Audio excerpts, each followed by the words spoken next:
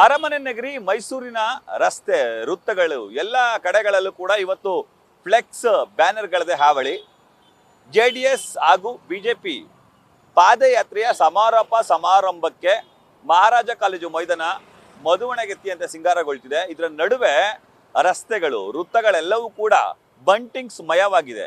ಕೇಸರಿ ಹಾಗೂ ಹಸಿರು ಬಣ್ಣದ ಫ್ಲೆಕ್ಸ್ಗಳಿಂದ ಎಲ್ಲ ಕಡೆ ರಾರಾಜಿಸ್ತಿದೆ. ನೀವು ದೃಶ್ಯದಲ್ಲಿ ಗಮನಿಸ್ತಿರ್ಬೋದು, ಇದು ಮೈಸೂರಿನ ಮಹಾರಾಜ ಕಾಲೇಜು ಮೈದಾನದ ಮುಂಭಾಗದಲ್ಲಿರುವಂತಹ ರಸ್ತೆ. ಈ ರಸ್ತೆ ಸಂಪೂರ್ಣವಾಗಿ ಫ್ಲೆಕ್ಸ್ನಿಂದ ಮುಚ್ಚಿ ಹೋಗಿದೆ. ರಸ್ತೆಯ ಉದ್ದಗಲಕ್ಕೂ ಕೂಡ ಕಿಲೋಮೀಟರ್ ಗಟ್ಟಲೆ ಫ್ಲೆಕ್ಸ್ಗಳನ್ನು ಅಳವಡಿಸಲಾಗಿದೆ. ಮೈಸೂರು ಚಲೋ ಕಾರ್ಯಕ್ರಮಕ್ಕೆ ಆಗಮಿಸ್ತಿರುವಂತಹ ಕಾರ್ಯಕರ್ತರಿಗೆ ಸ್ವಾಗತವನ್ನು ಕೋರಿ ಈ ಫ್ಲೆಕ್ಸ್ಗಳನ್ನು ಅಳವಡಿಸಲಾಗಿದೆ.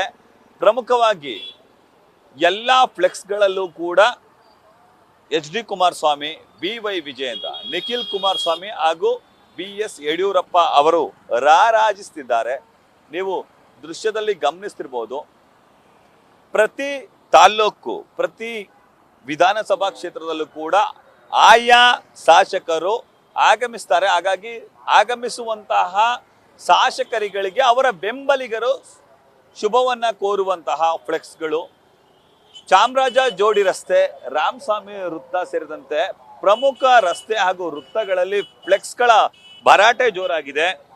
ವೃತ್ತಗಳ ಎರಡೂ ಬದಿಗಳಲ್ಲಿ ಜೊತೆಗೆ ಮಧ್ಯಭಾಗದಲ್ಲೂ ಕೂಡ ಅದರ ಇಕ್ಕೆಲದಲ್ಲೂ ಕೂಡ ಫ್ಲೆಕ್ಸ್ಗಳನ್ನು ಅಳವಡಿಸುವ ಮೂಲಕ ಬಿಜೆಪಿ ಹಾಗೂ JDS ಮೈತ್ರಿಯ ಪಾದಯಾತ್ರೆಯ ಮೈಸೂರು ಚಲೋದ ಸಮಾರಂಭವನ್ನ ಯಶಸ್ವಿಗೊಳಿಸಲಿಕ್ಕೆ ಸರ್ವ ರೀತಿಯಲ್ಲೂ ಕೂಡ ಸನ್ನದ್ಧಗೊಳಿಸಲಾಗಿದೆ. ಆ ಮೂಲಕ ಬೃಹದಾಕಾರದ ಫ್ಲೆಕ್ಸ್ಗಳನ್ನು ವೃತ್ತ ಹಾಗೂ ರಸ್ತೆಗಳಲ್ಲಿ ಅಳವಡಿಸುವ ಮೂಲಕ ಇವತ್ತಿನ ಕಾರ್ಯಕ್ರಮವನ್ನ ಯಶಸ್ವಿಗೊಳಿಸಲಿಕ್ಕೆ ಪ್ರತಿಯೊಬ್ಬರು ಕೂಡ ಮುಂದಾಗಿದ್ದಾರೆ. ಆ ಮೂಲಕ ಇಡೀ ಮೈಸೂರು ಈಗ ಫ್ಲೆಕ್ಸ್ ಮಯವಾಗಿದೆ.